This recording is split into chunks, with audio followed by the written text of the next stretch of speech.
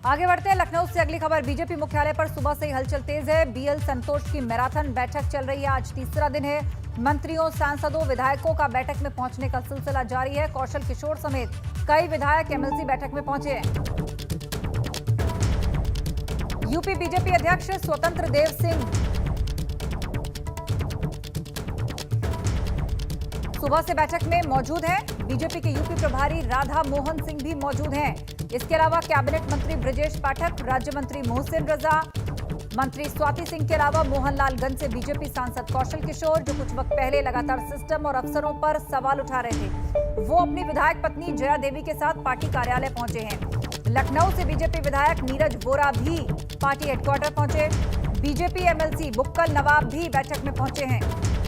खबर है कि बीएल संतोष लखनऊ जिला इकाई के समन्वय बैठक कर रहे हैं, जिसमें लखनऊ के जिलाध्यक्ष श्री कृष्ण लोधी, सांसद कौशल किशोर, विधायक अविनाश त्रिवेदी, जया देवी, मंत्री स्वाति सिंह शामिल हुई हैं। आपको बता दें, बीएल संतोष का लखनऊ दौरा सिर्फ 2 दिन का था। उन्हें कल शाम दिल्ली लौटकर रिपोर्ट देनी थी, लेकिन आज तीसरे दिन भी वो लगातार मीटिंग कर रहे हैं, जिससे सियासी गलियारों में कई तरह के कयास लगाए जा रहे हैं और चर्चाओं का बाजार गर्म है। तो बीएल संतोष की मैराथन बैठकें जारी हैं। आज बीजेपी की मीडिया टीम के साथ भी वो बैठक करने वाले हैं। बैठक में पार्टी प्रवक्ता शामिल होंगे। मनीष शुक्ला, हीरो वाजपेयी बैठक के लिए पहुंच गए हैं। जल्द ही हो सकता है बीजेपी की नई मीडिया टीम का गठन। सूत्रों के हवाले से बड़ी खबर आ रही है। लंबे वक्त से मीडिया टीम के गठन का इंतजार हो रहा है और जल्द ही वो काम पूरा किया जा सकता है। और सीधे अब आपको लिए चलते हैं, हमारे ब्यूरो चीफ वीरेश पांडे हमारे साथ लाइव जुड़ रहे हैं। वीरेश, अपना दौरा 1 दिन के लिए एक्सटेंड किया। बीएल संतोष ने सुबह से बैठकों का सिलसिला जारी है, नई मीडिया टीम बनेगी। इस बीच सियासी गलियारों में कई तरह के कयास तेज हैं। देखिए आस्था, आपने कहा कि नई मीडिया टीम बनेगी। नई मीडिया टीम ही नहीं बदलेगी, बहुत कुछ नया होगा। लोग कहते हैं ना कि मजाक में कि कुछ छोड़ेंगे, तो बीएल संतोष कुछ भी नहीं छोड़ेंगे। अभी प्रवक्ताओं के साथ, मीडिया टीम के साथ उनकी बैठक शुरू हो गई है। इसके पहले लखनऊ के सांसदों, विधायकों, मंत्रियों के साथ, जिलाध्यक्ष के साथ और जो भी यहाँ के पार्टी के वरिष्ठ नेता हैं, उनके साथ उनकी बैठक खत्म हो चुकी है। राधा मोहन सिंह, जो प्रभारी हैं प्रदेश के, राष्ट्रीय उपाध्यक्ष हैं, वो अभी अभी कुछ देर पहले दिल्ली जा चुके हैं। आज शाम के वक्त बीएल संतोष को भी दिल्ली जाना है और ये दोनों मिलकर जेपी नड्डा को रिपोर्ट देंगे। सोर्सेज से बड़ी खबर यह है कि आज शाम जेपी नड्डा के साथ राधा मोहन सिंह, बीएल संतोष की बैठक होगी। वो सारा रिपोर्ट देंगे, सारा फीडबैक देंगे। 4.25 साल से ज्यादा की इस योगी सरकार और भारतीय जनता पार्टी की इस सरकार और प्रदेश में आपने कभी भी इस तरह की बैठकों को नहीं देखा होगा कि एक एक मीडिया टीम तक से मिल रहे हैं बीएल संतोष, राधा मोहन सिंह, सुनील बंसल, स्वतंत्र देव सिंह। आखिर ऐसी क्या जरूरत हुई? इसके पीछे एक कारण आपको बताना चाहूंगा कि 2018 के बाद एक त्रिपुरा को छोड़ दिया जाए और असम में रिपीट किया भारतीय जनता पार्टी ने, तो भारतीय जनता पार्टी सारे स्टेट्स को हार गई। और इसके पीछे कारण है, संघ ने महसूस किया, हाईकमान ने महसूस किया कि जो मुख्यमंत्री होता है वो संगठन से भी बड़ा अपने को समझने लगता है और संगठन उसकी चरणों में चला जाता है। और नतीजा ये होता है कि पार्टी एक एक करके राज्यों में चुनाव हारती गई।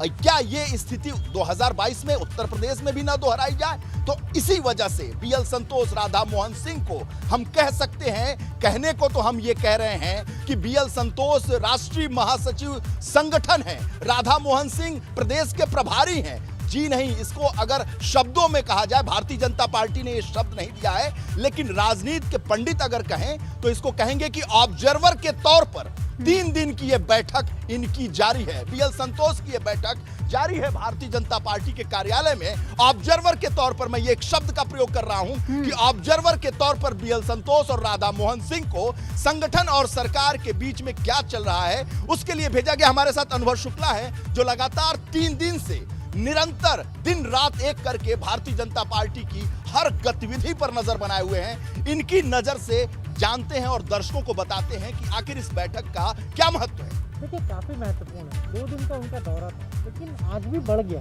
यानी शाम तक अभी वो रहेंगे। पूरे जो विधायक है लखनऊ के, उनको बुलाया, सांसद को बुलाया, मंत्रियों को बुलाया और सांसद कौशल किशोर, अभी इसी कोरोना काल में कमियों को लेकर उन्होंने चिट्ठी लिखी थी क्या कमियां हैं। और हमने जब उनसे बात की, उनका जी बिल्कुल मैं बताऊंगा, वो सारी चीज़ें बताएंगे। तो फीडबैक लगातार ले रहे हैं। और कल जो बैठक संघ में जाकर पदाधिकारियों के साथ की, दत्तात्रेय हुजबोले जब लखनऊ आए थे, उन्होंने भी उन्हीं पदाधिकारियों से फीडबैक लिया था।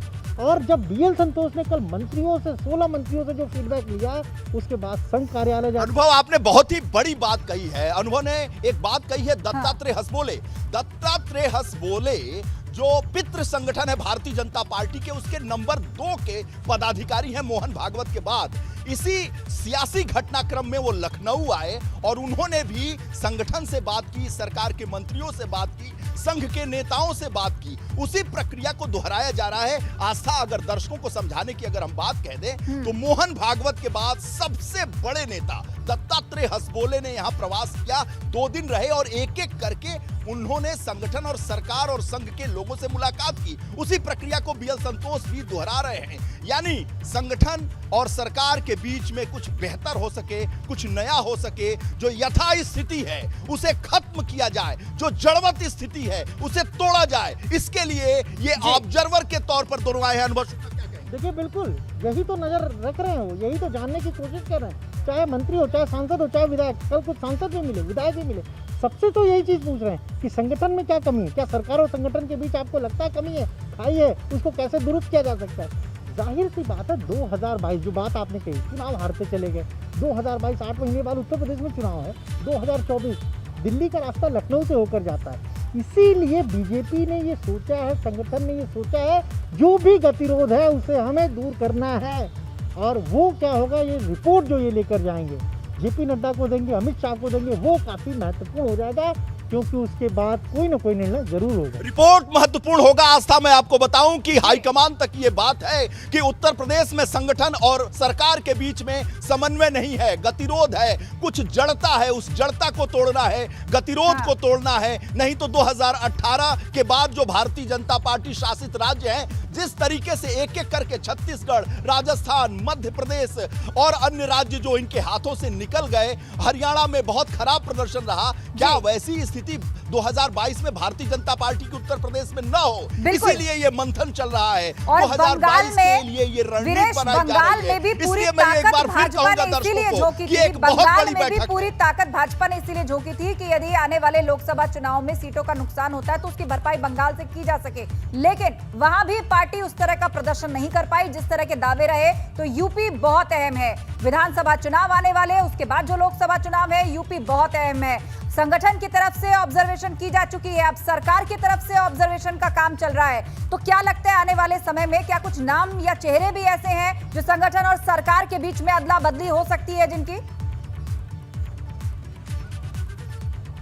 देखिए, स्वतंत्र देव सिंह को अध्यक्ष बने बहुत दिन हो गया, हाँ। लेकिन यहां युवा मोर्चा का गठन नहीं हुआ, महिला मोर्चा का गठन नहीं हुआ, और साथ ही साथ यहां मीडिया पैनलिस्ट का गठन नहीं हुआ, प्रवक्ताओं का गठन नहीं हुआ। जड़ता बनी हुई है स्वतंत्र देव सिंह के अध्यक्ष के काल में। इतने दिन से, अनुभव कितने दिन से हो गया अध्यक्ष बने? देखिए बिल्कुल तकरीबन 1.5 से 2 साल तो होने ही जा रहा है। 1.5 से 2 साल के करीब स्वतंत्र देव सिंह अध्यक्ष हैं। युवा मोर्चा का गठन नहीं हुआ, महिला मोर्चा का गठन। और एक और बड़ी खबर एबीपी गंगा के दर्शकों को मैं दे दूं, आस्था, सोर्सेस से बड़ी खबर है कि सुनील बंसल और स्वतंत्र देव सिंह के बीच कुछ अच्छा नहीं है। इसी वजह से युवा मोर्चा का गठन नहीं हुआ है, इसी वजह से महिला मोर्चा का गठन नहीं हुआ है, इसी वजह से मीडिया पैनलिस्ट का गठन नहीं हुआ है। आपसी तनाव है, सोर्सेस से यह बड़ी खबर है। सुनील बंसल, स्वतंत्र देव सिंह के बीच आपसी तनाव है। उस तनाव को दूर करने के लिए भी बीएल संतोष आए हैं। संगठन के अंदर भी विभेद है भारतीय जनता पार्टी के। सोर्सेस से यह खबर है कि एक नाम पर युवा मोर्चा के, एक नाम पर स्वतंत्र देव सिंह अड़े हुए हैं और एक नाम पर सुनील बंसल अड़े हुए हैं, और दोनों आपस में इतने अड़े हुए हैं कि इसकी पंचायत बीएल संतोष तक को करनी पड़ रही है, प्रदेश के प्रभारी राधा मोहन सिंह को करना पड़ रहा है। देखिए बिल्कुल, और जो विधायक हैं वो भी तो अपनी बातें कह रहे हैं, वो भी तो जाते हैं, क्योंकि बीजेपी एक कार्यकर्ता आधारित पार्टी है, जो ये कहते हैं कैडर बेस्ड पार्टी है। यहाँ कोई भी अपनी बात कहीं पर भी रख सकता है। तमाम सारे विधायक दिल्ली गए, सांसद जाते हैं, वो भी अपनी बातें कहते हैं। यही रिपोर्ट ये जानने के लिए आए कि जो बात मेरे पास आ रही है, आला कमान के पास आ रही है, ग्राउंड में क्या रियलिटी है, क्या वाकई लखनऊ में वही स्थिति है? ग्राउंड जीरो को महसूस करने के लिए ग्राउंड पर उतरे हैं बीएल संतोष और प्रदेश प्रभारी राधा मोहन सिंह। एक एक करके मिल रहे हैं। किसी को इतिहास याद नहीं होगा। आस्था, आपको भी याद नहीं होगा। आप भी वर्षों से पत्रकारिता कर रही हैं। आपको क्या याद है कि भारतीय जनता पार्टी के इतने वरिष्ठतम नेता लगातार आ रहे हो और एक एक करके योगी सरकार के एक एक मंत्रियों से मिल रहे हो, पदाधिकारियों से मिल रहे हो, मीडिया पैनलिस्ट से मिल रहे हो। देखिए, राष्ट्रीय महासचिव संगठन की बहुत बड़ी हैसियत होती है भारतीय जनता पार्टी के अंदर। संगठन जो राष्ट्रीय महासचिव संगठन है वो राष्ट्रीय अध्यक्ष जेपी नड्डा के बाद, यूं तो महासचिव उपाध्यक्ष बहुत होते हैं, लेकिन राष्ट्रीय महासचिव संगठन राष्ट्रीय अध्यक्ष के बाद सबसे महत्वपूर्ण पद है। जिस पद पर बीएल संतोष हैं उसी पद पर उत्तर प्रदेश में अगर हम कहें संगठन में तो सुनील बंसल हैं। सुनील बंसल की क्या महत्ता है ये सबको पता है। सुनील बंसल कितने प्रभावी हैं सबको पता है। जब वो प्रदेश के संगठन महामंत्री होकर इतने प्रभावी हैं तो राष्ट्रीय महासचिव संगठन बीएल संतोष को यहां आना पड़ा है। आखिर सब कुछ अच्छा होता तो वो यहां क्यों आते? 2022 की चुनाव की तैयारियों के मद्देनजर बीएल संतोष का आना, भेजा जाना हाईकमान के द्वारा भेजा गए हैं। अचानक ये दौरे लगे हैं, पहले से प्रस्तावित ये दौरे कर रहे हैं। कुछ महीने विधानसभा चुनाव को रह गए हैं, तो ऐसे में ये गांठें सुलझानी बहुत जरूरी है। और सबसे अहम बात यह है कि जो पद हैं, युवा मोर्चा का अभी तक गठन नहीं हुआ है, महिला मोर्चा का अभी तक गठन नहीं हुआ है, मीडिया पैनलिस्ट सरकार का पक्ष जो रखते हैं, सरकार के किए गए कामकाज के लिए जनता से सीधे तौर पर बताते हैं कि क्या कुछ हुआ है सरकार द्वारा, यही अहम पद जो है अभी खाली पड़े। इन्हीं का स्ट्रक्चर ठीक तरह से तैयार नहीं है। चुनाव नजदीक आ रहे तो जल्द से जल्द इन गड्ढों को भरना होगा, इन गांठों को सुलझाना होगा। आप घटनाक्रम पर नजर बनाए रखिए। जानकारी के लिए बहुत शुक्रिया आपका वीरेश।